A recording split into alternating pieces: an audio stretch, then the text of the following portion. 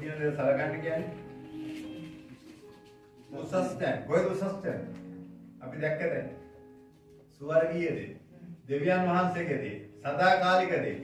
ඕවා ගැන කල්පනා කරන්න කියනවා. ඕවා ගැන හිතන්න කියනවා. ඕවා ගැන අවධානයෙන් ඉන්න කියනවා. ඔළුවේ තියෙන්න ඕන ඕවා. මම ඔබට කියන්නම්. ඔබගේ ඔළුව නරකටලා තියෙන්නේ මේ ලෝකේ. මේ රීපකලෙක්‍රා පාරෝෂ්කේ. ඔබගේ ඔළුවට දාලා තින්නේ දෙවියන් වහන්සේගේ රාජ්‍යයට නොයන කාරණා හැමදේම.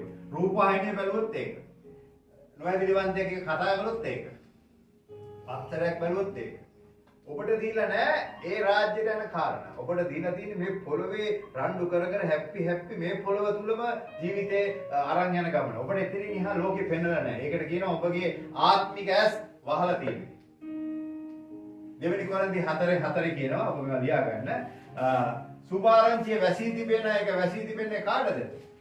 විනාශ වෙන ඇයට. දෙවෙනි කොරින්ති 4:4 කියනවා මේ ලෝකයේ දෙවියා දෙවෙනි කොරින්ති 4:3 සහ 4 පද දෙකම මේ ලෝකයේ දෙවියා විසින් ඔවුන්ගේ ඇස් අන්ධ කර ඇත. අන්න මේක දකින්න නැති වෙන්න අලුත් අහස අලුත් පොළොව දකින්න නැති වෙන්න මේ ලෝකයේ දෙවියා මොකද්ද කරලා තියෙන්නේ? ආත්මික ඇස් වහලා. දැන් ඔබගේ ආත්මික ඇස් වල තියෙන කොරපතු මේ ස්ථානයේදී ගැලවෙනවා. ආමෙන්. සාවුල් අන්ධ වෙච්ච වෙලාවේ ගිහිල්ලා කියනවා ඇස් වල තියෙන කොරපතු ඇරෙන්න යාචනා කරන්න කියලා. කාටද ඒ කියන්නේ?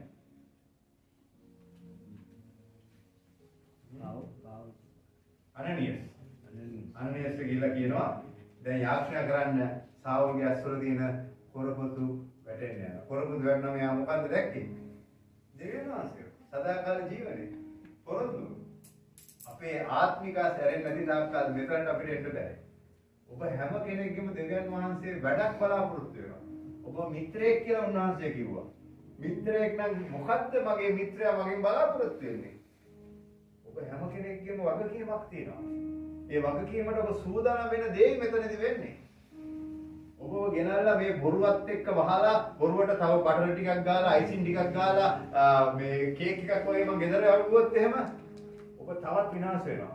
මම කරන්නේ ඔබගේ කොරපතු ගලවලා ඔබගේ තියෙන ඔබ ගාගෙන ඉන්න ඔය සුදු හුණු ටික අයින් කරලා ඔබට පෙන්නනවා ඇතුලේ තියෙනවා මිනිවල.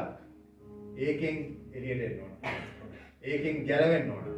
ඒකෙන් ගැලවිලා දේව වචනයෙන් ඔබ පිරීලා මිත්‍රයෙක් වුණා මම දැන් මගේ මිත්‍රයා වෙනුවෙන් මම මොනවද කරන්න ඕන? මගේ යේසුස් වහන්සේ වෙනුවෙන් මම මොනවද කරන්න ඕන? ඒකට ඔබ හැම දවසකම කල්පනා කරන්න, සැලසුම් කරන්න ඔබ උන්වහන්සේ ලොකු ගමනක් අරගෙන යන්න. The path of victory.